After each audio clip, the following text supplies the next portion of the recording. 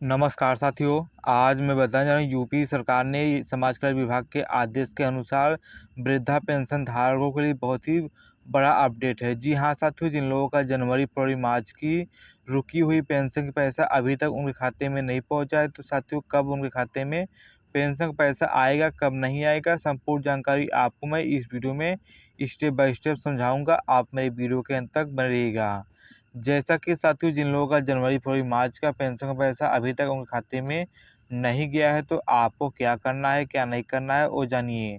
उत्तर प्रदेश में लगभग आपको 21 लाख लाभार्थियों की जनवरी फरवरी मार्च की किस्त रुकने की पिछली वजह बजट की किस्त की मुख्य कारण है। यानी कि साथियों, कहने का ये मतलब है, जिन लोगों का जनवरी फरवरी मार्च का वृद्धा पेंशन का पैसा उनके खाते में नहीं पहुंचा है, तो बजट ना होने के कारण आपका पेंशन का पैसा रोक दिया जा रहा है।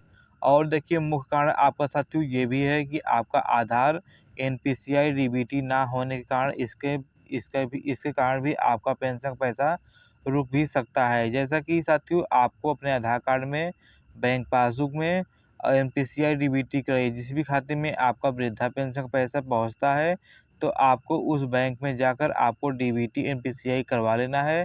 और आपका वृद्धा पेंशन का पैसा आता है, तो आपको अपने पेंशन में केवाईसी कराइए। देखिए साथियों, आप ये सब काम कराएंगे तभी आपको पेंशन का पैसा आपके खाते में पहुंचेगा, अन्यथा साथियों नहीं पहुंचेगा। आप देखिए साथियों, आप यहाँ पर देख सकते हैं, भौतिक सत्यापन सरकार ने फर्जी फर्जी को रोकने के लिए लाभार्थियों को दोबारा सत्यापन की प्रक्रिया शुरू की है।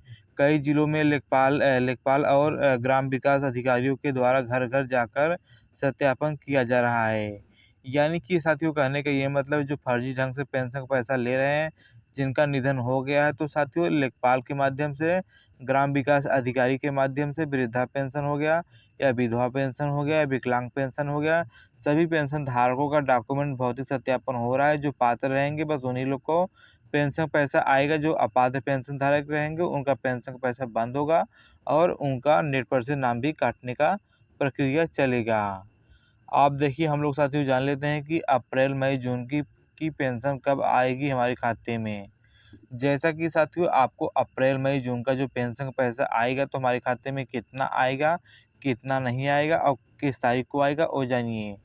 देखिए साथियों, आप यहाँ पर देख सकते हैं, अप्रैल मई जून की 2026 की पेंशन का पैसा आपको 20 जून से लेकर आपको 30 जून 2026 के बीच में लाभार्थियों के खाते में ट्रांसफ़र होने की संभावना जताई जा रही है। आप देखिए साथियों, आपको बढ़ी हुई राशि चर्चा चल रही है कि इस बार योगी सरकार ने पेंशन में आपको 1000 रुपये से बढ़ाकर आपको 1500 रुपये कर दी है। यानी कि साथियों, कहने का ये मतलब 3 महीने का आपका पेंशन का पैसा 4500 रुपये आएगा, तिहाई महीने का। जैसे पहले साथियों आपको 1000 रुपये यानी कि 3 महीने का पेंशन पैसा आपको 3000 रुपये आता था। अब आपको 3 महीने का पेंशन पैसा अब आपके खाते में 4500 रुपये आएगा। जैसा कि साथियों, आपको यूपी सरकार ने आपका पेंशन का पैसा बढ़ाकर अब आपको खाते में हर महीने 1500 रुपये आएगा। 3 महीने का पेंशन का पैसा आपके खाते में 4500 रुपये जाएगा। तो साथियों, जो अप्रैल मई जून का पेंशन का पैसा रहेगा आपके खाते में, यानी कि 4500 रुपये पहुँचेगा। जैसा कि आपकी रुकी हुई पेंशन जनवरी फरवरी मार्च की कब तक जारी होगी वो भी मैं बताऊंगा। जिन लाभार्थियों की पिछली किस्त यानी रुक चुकी हुई है, तो उम्मीद है कि अधिक इंतजार नहीं करना पड़ेगा। यदि आपका भी आधार सत्यापन और ई-केवाईसी पूरा हो चुका है, तो रुकी हुई 10 मई से आपको पेंशन का पैसा आपके खाते में पहुंचेगा। यानी कि साथियों, कहने का ये मतलब है, जिन लोगों का पेंशन का पैसा रुक चुका है और जनवरी फरवरी मार्च का पेंशन का पैसा आपके खाते में नहीं पहुंचा है, तो साथियों आपको अपने बैंक में डीबीटी एनपीसीआई करा लीजिए, आपको अपने पेंशन में ई-केवाईसी करा लीजिए। ये सब आपका डॉक्यूमेंट पूरा रहेगा, तो आपको जनवरी फरवरी मार्च का पेंशन का पैसा आपके खाते में जाएगा। तो साथियों, किस तारीख को जाएगा वो जानिए। जैसा कि आपको 10 मई से जिन लोगों का पेंशन का पैसा रुका है, बस उन्हीं लोग का पेंशन का पैसा उनके खाते में जाएगा। कुछ मामलों में रुकी हुई किस्त अगली किस्त जून के अंत के साथ आएगी। यानी कि साथियों, बकाया पेंशन का पैसा भेजने की प्रक्रिया में लग चुकी है। यानी कि ये साथियों, कहने का ये मतलब, जिन लोगों का डाटा सत्यापन रहेगा, डीबीटी एनपीसीआई केवाईसी सब कंप्लीट रहेगा, तो आपको 10 मई से लेकर आपको जून के लास्ट तक सभी पेंशन धारकों का पेमेंट उनके खाते में जाएगा। आपको हैरान परेशान होने की कोई भी ज़रूरत नहीं है। तो साथियों, क्या विभाग के तरफ से सख्त रुखी है कि आपके हुए लोगों की चिंता है कि जिनकी पेंशन बंद हुई है तो क्या उनको पेंशन पैसा मिलेगा कि नहीं मिलेगा। और जानिए, जिनकी वार्षिक आय यानी कि ग्रामीण क्षेत्र से आपको 46,000 से तक है, उनको पेंशन पैसा मिलेगा। और जो शहरी क्षेत्र से हैं उनको 56,460 है, तो उनको पेंशन पैसा मिलेगा। यानी कि कहने का ये मतलब है, जो पात्र पेंशन धारक है, जिनका वार्षिक आय कम है, बस उन्हीं लोग को पेंशन पैसा उनके खाते में जाएगा। और जिन लोगों का वार्षिक आय हाई है, यानी कि साथियों सरकार ने ये गाइडलाइन किया है कि जो ग्रामीण एरिया से हैं उनका इनकम इतना रहना चाहिए, और जो शहरी एरिया से आते हैं उनका इनकम इतना रहना चाहिए। इससे ज़्यादा आपका इनकम रहेगा तो सरकार आपका पेंशन का पैसा नहीं भेजेगी, आपका पेंशन का पैसा बंद हो जाएगा और नेट पर से नाम भी आपका कटेगा। आप देखिए साथियों, यहाँ पर देख सकते हैं, भौतिक के दौरान मृतक पाए जाने पर आपका लोगों को नाम को लिस्ट में से हटाने की काम भी चल रही है।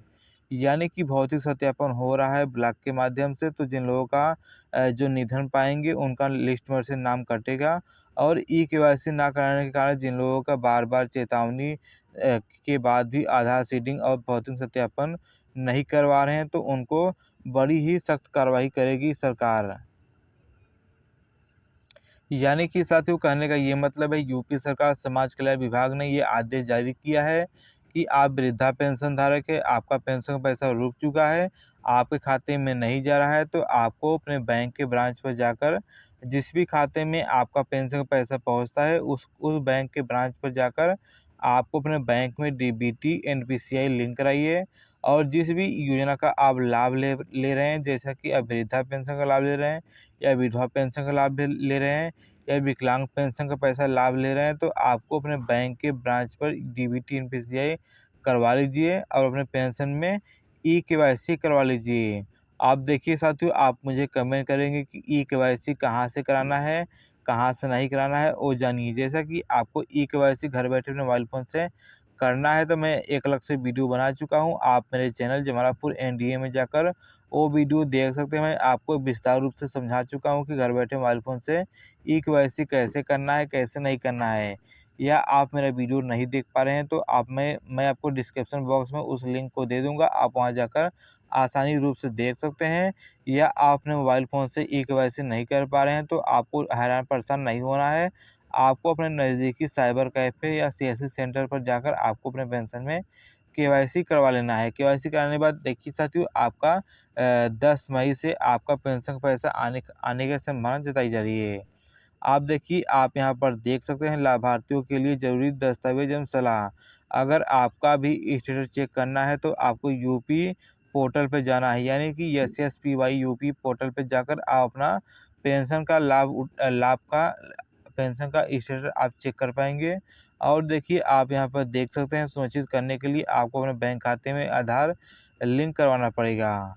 और देखिए, यहाँ पर कोई समस्या आ रही है, तो आप डायरेक्ट समाज कल्याण विभाग के टोल फ्री नंबर पर आप संपर्क कर सकते हैं। देखिए साथियों, आपको कोई भी समस्या आ रही हो, तो आपको समाज कल्याण विभाग के टोल फ्री नंबर पर आप फ़ोन करके पूछ सकते हैं कि हमारा पेंशन का पैसा हमारे खाते में कब आएगा, कब नहीं आएगा। आप अपने विस्तार रूप से समझा सकते हैं समाज कल्याण विभाग के अधिकारियों को।